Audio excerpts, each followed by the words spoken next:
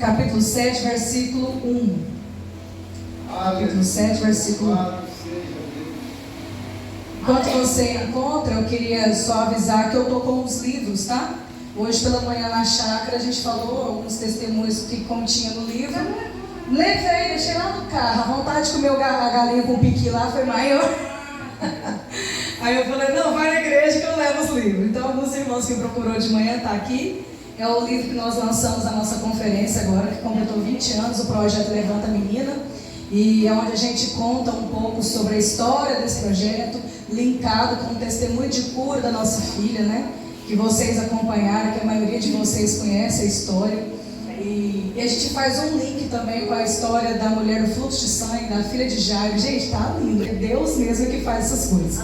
É de nós mesmos. Então, com R$20 você nos ajuda a manter o projeto. Como? Os irmãos sabem que a gente que está vivendo para o Evangelho, e é uma coisa, pastora, que eu tenho falado sempre, que se eu precisar colocar preço naquilo que o Senhor me deu, que não foi de graça, mas foi pela graça, eu prefiro parar. Porque não tem como você colocar preço naquilo que tem só valor, né, e valor de sangue. Então, esses materiais nos ajudam, porque tem lugar que nem o tapinha nas costas de Deus te abençoe já não ganha. Então, nosso carro ainda não converteu, né? Tem orado, mas gosta do mal com aquilo ali, uma hora Deus liberta. Mas até lá, se você contribuir, você vai estar nos ajudando a levar a preciosa semente do Senhor nos lugares aonde nós fomos convocados. Amém? 2 Coríntios capítulo 7, versículo 1, diz assim: ora, amados, pois que temos tais promessas, purifiquemo-nos de toda imundícia da carne e do espírito, aperfeiçoando na santificação e no temor de Deus. Aí eu queria que você abrisse também agora no livro de Romanos 14, 18. Aí, porque quem nisto serve a Cristo é agradável a Deus e aceito aos homens. Amém? Aleluia! Eu gostaria que você fechasse os seus olhos e que a gente falasse com o Senhor agora. Pai, em nome de Jesus, eu oro agora nesse momento para que o Senhor fale e não te cales.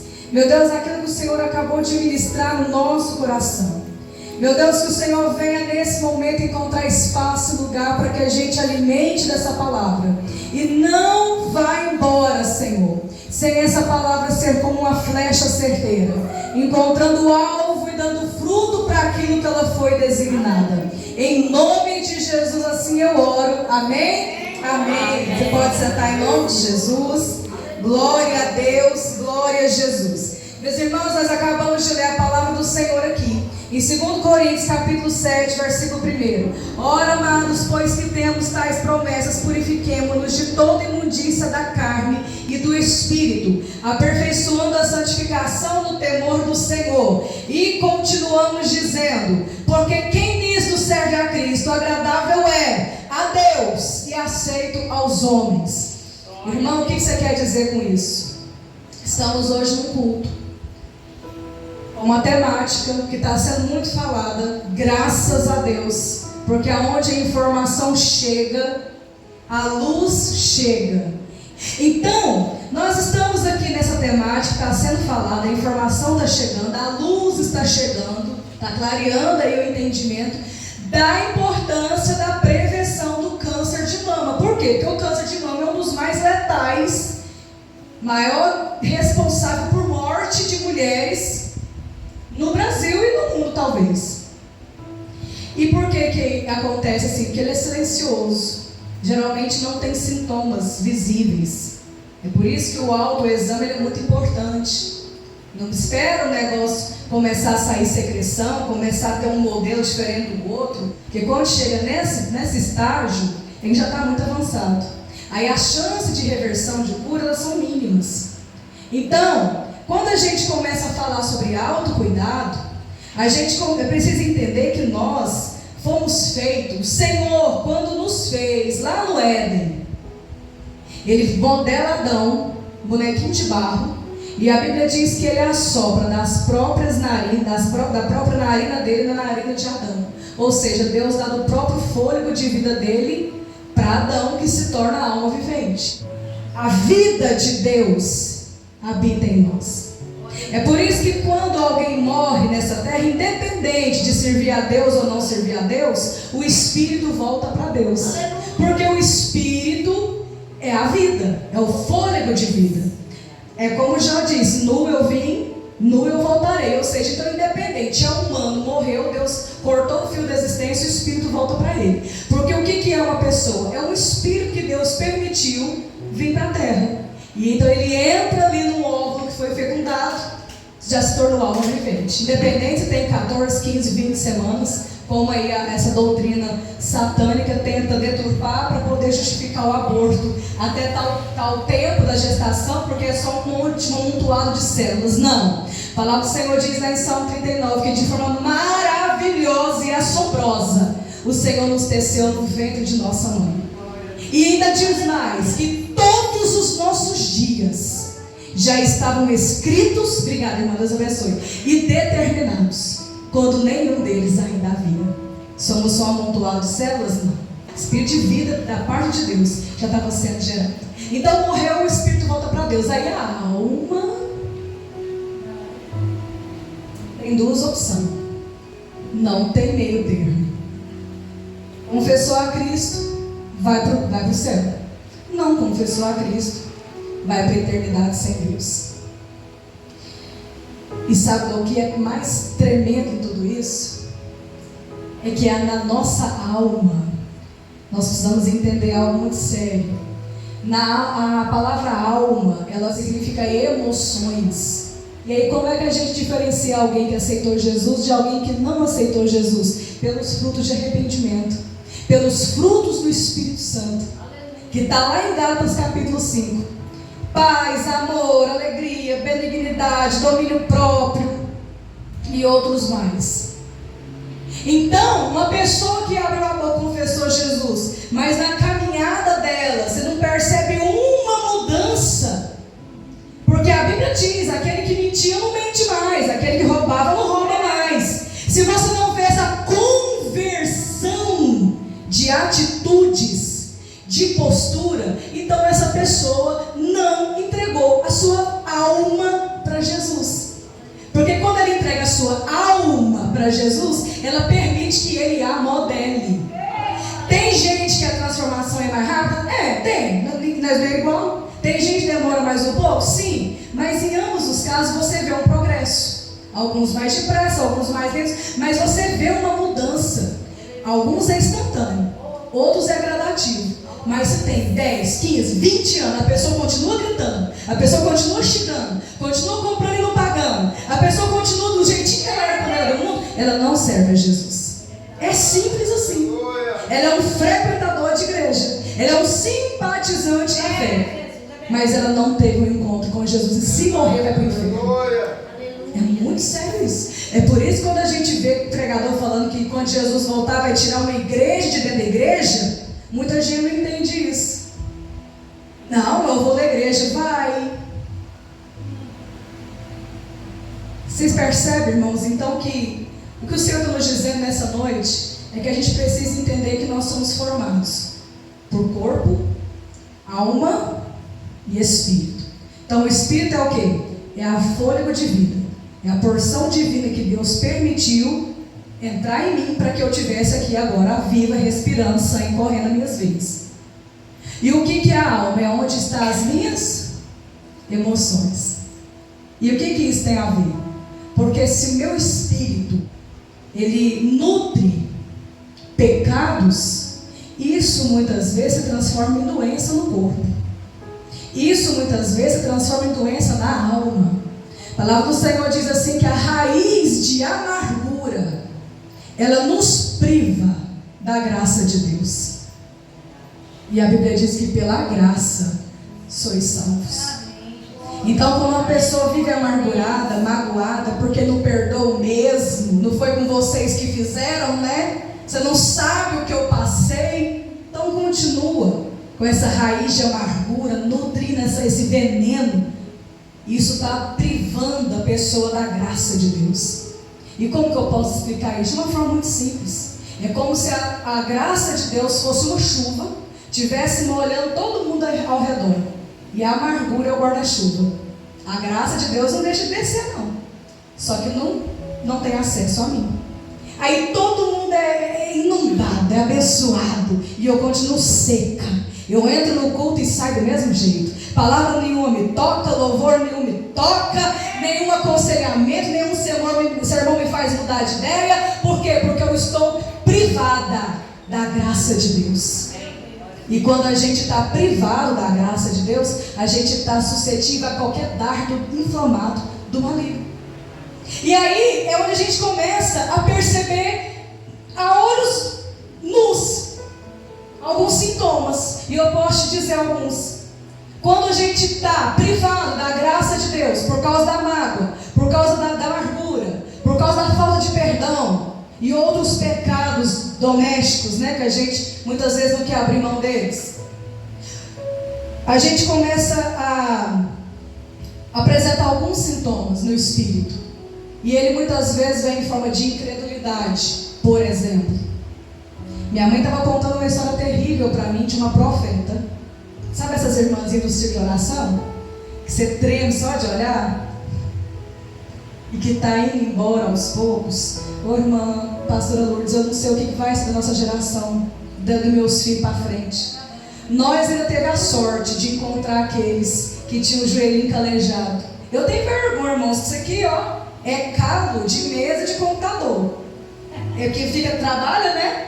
Mas caça calo no meu joelho, tem não. E eu falo isso pra minha vergonha. E falo com a cara mais lisa do mundo, que eu sei que 90% do joelho de vocês também tá tudo liso. Tá indo embora a geração de ferro. Geração que não importava em passar horas ali, ó, prostrado, rendido na presença do Senhor. Pastor Abrão morreu essa semana, gente. Meu Deus, que perda. Na hora que a irmã começou a divulgar a história daquele homem, eu falei, havia um gigante entre nós. Esse povo tem que ir embora, pastor. O que vai ser dessa geração? Qual é a referência que eles terão? E aí essa irmã veio marchando para o rumo do rapaz lá, do irmão lá, e falou para ele, se você não consertar por esses dias, eu vou te recolher. Naquela noite, você acha que ele acreditou, deu crédito para a irmã? Acha que foi invadido pelo temor de Deus e buscou arrependimento? Aí que bebeu e fumou a noite inteira. Ainda achou uns ainda para dar força. Aquela mulher está doida. Como é que ela vai constrangendo? Jesus não faz isso, meu filho, para tirar sua vida do inferno, ele faz o que for preciso. O que é um constrangimentozinho no meio de um culto? Perde a eternidade ardendo no lago de chofre, de fogo, do inferno. Jesus é que sabe o preço que ele pagou por mim e por você. Se ele achar que passar vergonha vai tirar sua alma do inferno, ele fará isso sem mudar a cara. Porque ele te ama, ele me ama. Preferiu, como diz, vir à terra, se fazer homem, passar por tudo no nosso lugar, do que perder a gente para Satanás. Então a incredulidade, ela é um dos sintomas muito clássico de quem está sendo privado da graça de Deus. Está sofrendo dardo maligno ali. Certeza. E quando a gente começa a ter problemas nas nossas emoções, porque o espiritual, o primeiro lugar que vai atingir é as emoções. Pessoa que está privada da graça, ela começa a ficar perturbada. E outra coisa, começa a perturbar todo mundo está em redor. Porque aonde tem demônio tem grito. Aonde falta o domínio próprio, há ali um demônio próprio atuando. E domínio próprio é um dos frutos do Espírito. E a primeira coisa, quando a sua alma é rendida ao Senhor, Ele vai começar a trabalhar nas suas emoções. O textão está prontinho, o desaforo está formadinho, o discurso está na ponta da língua. Aí o Espírito Santo fala, quem é que está aí, ó, no domínio, no governo da tua alma? É você. Ah, você quer se justificar? Você quer se defender? Então você vai, mas não conte comigo. Agora, se você quer deixar eu te defender, eu te justificar na terra, a vingança vem de Deus, a palavra diz.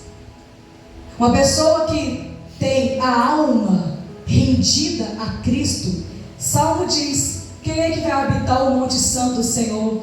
Aquele cujo coração é puro, que prefere sofrer o dano. Tem nada não, eu arco esse prejuízo. Eu não vou para o inferno por causa desse dinheiro. Eu não vou para o inferno por causa desse amassado no meu carro. Eu não posso perder a minha comunhão com o Espírito Santo por causa de uma falácia. Se eu estou devendo, banco, agora eu vou lá e conserto. Se eu não estou devendo, Deus vai me justificar na terra. Uma pessoa que tem a alma rendida a Cristo, ela não tem problema em sofrer o dano, porque ela sabe que a comunhão com o Espírito Santo é muito mais preciosa. Então uma pessoa que tem essas brechas do Espírito e que automaticamente vai começar a atingir a alma, ela também começa a denunciar alguns sintomas clássicos. Um deles, ansiedade, insônia. É tudo problema emocional, problema da alma, problemas da alma. Agora escuta uma coisa: o mal do século é a depressão. Em muito tempo a gente demonizou a depressão. E sabe que Deus tem falado muito comigo, pastora, que Ele entende a depressão. Lá em Salmo 103 diz assim, que Ele conhece a nossa estrutura e sabe que nós somos pó. E grandes homens de Deus, homens que ouviam diretamente a voz de Deus, os desígnios de Deus, os recados de Deus para o povo deles, que eram os profetas da Bíblia. Alguns deles sofreram depressão, quiseram até morrer inclusive, como foi no caso de Elias, no caso de Jeremias. Muitas pessoas no decorrer da história dos grandes avivalistas sofriam com depressão, sofriam com tristeza, solidão. E Deus entende. Por quê? Porque às vezes acontecem situações que a gente não consegue elaborar de forma saudável, às vezes leva um tempo para digerir, isso é normal. Ele entende, ele sabe que a depressão é uma doença, que ela pode acontecer inclusive por disfunção hormonal. Pode ser uma doença física, deficiência de vitamina, está faltando vitamina D, você tem todos os sintomas de uma depressão emocional. Aí você vai lá, toma os remédios, sara, pronto, acabou. Aí, como a gente não tem conhecimento, o diabo aproveita a nossa vulnerabilidade, a nossa fragilidade e cresce a situação que estava desse tamanhozinho, estava fácil de resolver. 2 caixinhas de remédio resolvia. Aí te joga dentro de um quarto escuro, porque essa palavra de um médico, você está apresentando um quadro de depressão, irmãos, ele vai querer qualquer um. Eu já escutei isso uma vez, e eu saí de lá assim, nossa, estou com depressão. Ó, verdade. Não, meu bem, ó, parou. E passou remédio? Qual que é o tratamento? Não, meu bem, passou lá, mas você pensa, eu estou com depressão, olha. Aí, passou um dia, os meninos faziam uma gracinha, ou ele falava alguma coisa, eu começava a rir. Aí eu, não posso rir não, eu estou com depressão, que depressivo sou eu. Aí eu disse, quer saber, eu vou parar com esse trem. Fui lá, tomei os remédios, sabe? Era disfunção hormonal, irmãos. Acabou. Às vezes a depressão ela vem por causa de um luto, uma perda de alguém querido. E vou falar, e luto é para chorar mesmo. Não tem essa de um dia, daqui a um dia a vida volta ao normal. Não tem mais o normal. Vai ter que inventar um outro normal, porque dali para frente vai ser sem aquela pessoa. Não tem como ser igual. Luta é para chorar mesmo. Porque a Bíblia diz lá em Eclesiastes capítulo 3, que há tempo para todas as coisas. Há tempo de rir, de chorar, de abraçar, de afastar. Para tudo. Então se Deus permitiu uma situação de dor, irmão, antes chorar para fora do que para dentro. Porque dor sem desabafo, dor sem jogar para fora, sem lágrimas, porque se não joga para fora, vira tumor, vira doença, fica para dentro. Porque é provado que a maior parte dos tipos de câncer que existe, ele é oriundo de doenças emocionais, sejam mágoa, seja estresse. Percebeu como é que está tudo ligado? O meu espírito, com a minha alma, com o meu corpo. E aí eu estava falando sobre a questão da depressão. Deus entende a depressão, mas Ele não tolera a ansiedade. E a ansiedade é um dos sintomas clássicos de alguém que está com doenças emocionais, com feridas na alma. Sabe por quê? Porque a ansiedade, ao contrário da depressão, que é uma doença, agora a espiritual não, é a libertação mesmo, é demônio. Existe também, viu? Não vou também aqui tirar o crédito do inimigo, porque tudo que é de ruim vem dele. E toda origem de cura, seja ela por remédio, por cirurgia, por milagre, ela vem de Deus. Porque Deus, ele capacitou o homem para descobrir as formas de remédio, os tratamentos, para a gente sarar, para nunca padecer em dores. Já imaginou ter uma dor de dente, não ter uma xilocaína para passar? Imagina ter um parto cesárea, não ter uma anestesia? Você é Deus, irmão, o capeta que não foi que criou essas coisas. Porque por ele quer que a gente se lasque mesmo, padece dor. Então o Senhor, ele pode sim usar médicos, usar meios, usar milagre. Ele age conforme ele quer. Aleluia.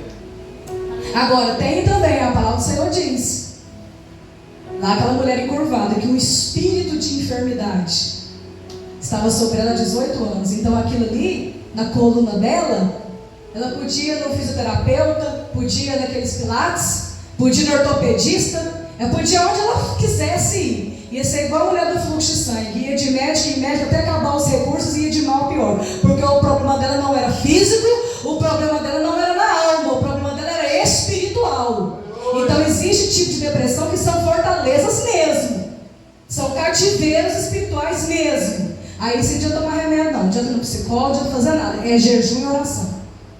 Em casa que você só vence ela no jejum e na oração. Mas aí a ansiedade, ao contrário da depressão, que é uma doença, que é classificada como uma doença, ela é um comportamento. Porque o que a palavra do Senhor diz? Não andeis depressivo. Já viu isso? Não fique depressivo. Não tem. Mas não andeis ansiosos por coisa alguma, está pingando na Bíblia. São muitos versículos que falam sobre isso. Porque a ansiedade, ela é uma ofensa a Deus. Ela é um grito a Deus dizendo: eu não confio que o Senhor vai cuidar de mim. Então eu tenho que pensar um jeito. Amanhã, cedinho, eu tenho que dar um jeito, que aí eu vou pagar aquela conta. Gente, a ansiedade é uma preocupação. O que é uma preocupação? É você se ocupar com antecipação por algo que às vezes não vai nem acontecer. Isso aqui é o que acontece. Isso aqui é o que você preocupa. Isso aqui é o que te ocupa. Isso aqui é o que te preocupa. Isso aqui é a ansiedade. Ela sempre se mostra maior do que ela realmente é. E a ansiedade é um pecado.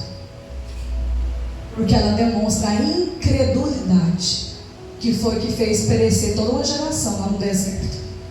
A incredulidade. Aquele povo vendo Deus abrir um mar de um lado do outro, coluna do céu para esquentar eles, nuvem para poder refrescar, as pragas do Egito. Aquela geração viu um milagre que eu acho que nenhuma outra geração vai ver. E ainda assim, colou uma carne, colou uma cebola. Não, o Egito era melhor, pelo menos lá nem tinha alho, né? Tinha cebola e tinha chicote também. Então, irmãos, o Senhor está dizendo para nós aqui nessa noite que nós somos templo do Espírito Santo. E mais do que prevenir doenças, nós precisamos preservar o templo do Espírito Santo. Porque ele não pode habitar em uma casa desordenada. É um engano você achar que o Espírito Santo habita dentro de você, se dentro de você não existe frutos do Espírito Santo. Depois abre lá em Gálatas 5, estuda um por um. E o que você percebeu honestamente que você não tem, peça graça e misericórdia. Jesus, me dá domínio próprio. Jesus, me ajuda a falar baixo. Jesus, me ajuda a comprar e pagar. Jesus, me ajuda a ser boa com as pessoas, longânima. Me ajuda a viver em paz com todos. Me ajuda a ter amor, Senhor, pelo próximo. Me ajuda a ter fé, frutos do Espírito.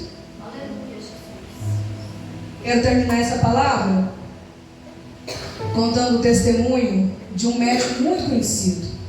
O nome dele é o Dr. Ray. Acho que as mulheres aí vão conhecer.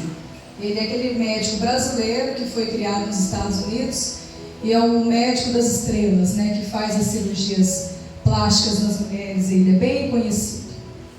E o dia que ele descobriu o câncer, ele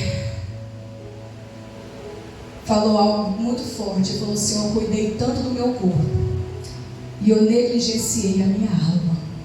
E o câncer que deu nele foi oriundo do estresse. Nossa, também, né, a vaidade, né, o que faz com o homem? Pois é. Só que eu tenho uma outra história que ela é mais aterrorizante ainda. Paulo Canuto. Ele foi um homem que Deus deu a Itália, a ilha de Palermo, na mão dele. É um testemunho lindo, lindo, lindo. Um homem que fez uma grande história no Evangelho até hoje. Ele é vivo ainda, bem velhinho, mas está vivo ainda. E ele conta que naquela vida frenética dele de agenda, de viajar numa obra missionária aqui e fazer alguma coisa ali, ele vivia jejuando, ele jejuava muito, ele orava muito.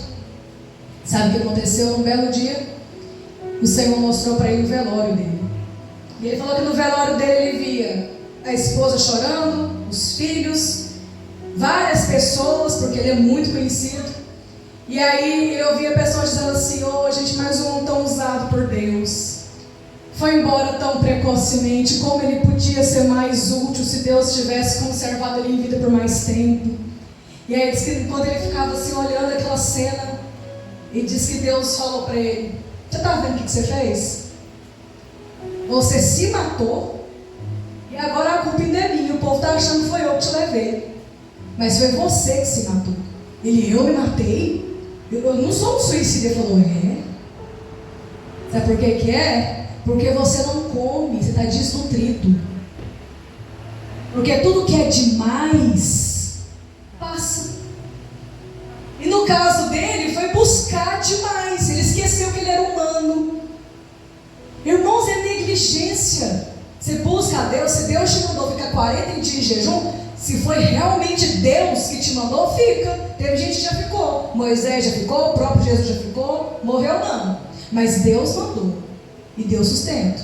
Agora fazer o que eu quero testar, vou mortificar minha carne, mortifica mesmo, viu? O corpo humano não aguenta ficar. Então, esse desequilíbrio, na psicologia diz isso também, que todo excesso esconde uma falta. Então tudo que é demais, come demais, compra demais, ama demais, grita demais, dorme demais, tem uma disfunção, um descontrole aí que precisa ser tratado. E como eu disse, o Espírito Santo não vai habitar num lugar onde tem descontrole, não vai habitar num lugar onde tem desequilíbrio. Porque a palavra do Senhor diz assim lá em Mateus, que Jesus fala: vinde a mim todos que estão cansados e sobrecarregados, e eu vos aliviarei. Darei sobre vós o meu jugo, que é suave, o meu fardo que é leve, e aprendei de mim, que sou manso e humilde de coração. Tem como um Cristo, um mestre, ter um perfil de alguém desequilibrado, descontrolado, destemperado? Não tem. Teve uma vez que, há muitos anos atrás, que a gente não nasce pronto, né? A gente vai aprendendo com o Senhor. Há muitos anos, quando meu filho era bem pequenininho, eu estava tão nervosa por tanta coisa. E eu tô lá, e esse menino respirava, e eu Penedo, gritava com esse Penedo, não, com esse Penedo. Aí meu pai falou assim: Ana Paula,